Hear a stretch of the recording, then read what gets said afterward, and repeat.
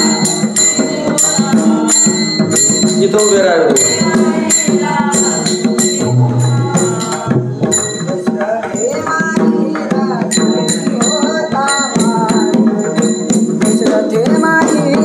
तोची होता मास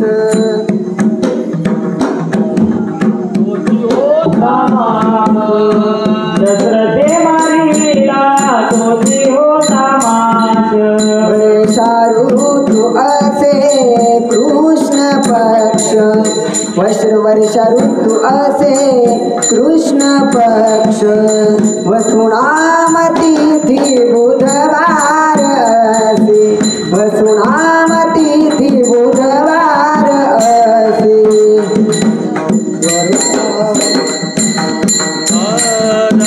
वर्ष ऋतू असे कृष्ण पक्ष असे कृष्ण वसुनाम तिथी बुधवार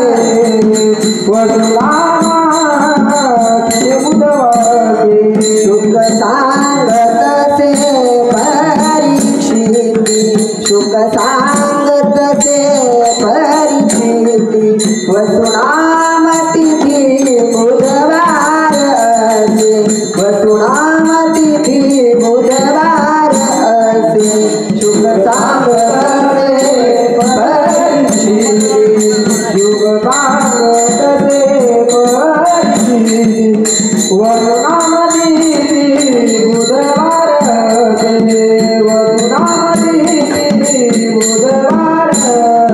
रोहिणी नक्षत्र दोन प्रहरा रात्र रोहिणी नक्षत्र दोन प्रहरा रात्र रोहिणी नक्षत्र दोन रोहिणी नक्षत्र दोन माझ्या भारी अस्त्र रक्ष पाळा माझ्या भारी अस्त्र रक्ष पाळा वसुनाम तिथी बुधवार असे वसुनाम तिथी बुधवार असे. माया भारी अस्त्र रक्ष पाळा माया भारी अस्त्र रक्ष पाळा वसुनाम तिथी बुधवार असे वसुनाम तिथी बुधवार असे. नवग्रहानुकूल सर्वांचे मूल वसुदेव कपाळ धन्य धन्य नवग्रहानुकूल सर्वांचे मूल वसुदेव कपाळ धन्य धन्य. दयाचा वंश दयासी आनंद दयाचा वंश दयासी आनंद दयाचा वंश दयासी आनंद दयाचा वंश दयासी आनंद. माझ्या पुढी गोविंद अवतरला माझ्या पुढी गोविंद अवतरला वसुनाम तिथी बुधवार असे वसुनाम तिथी बुधवार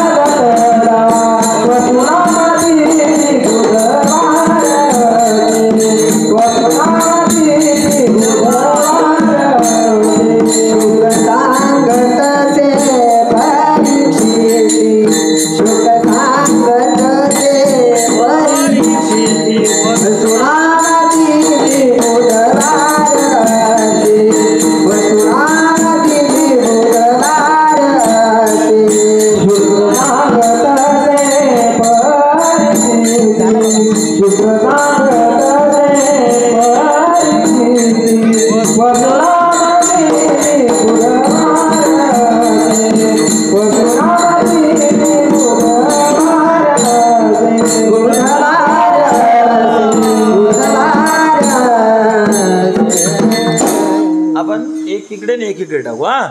गोपाल कृष्ण भगवान की जय. ज्ञानेश्वर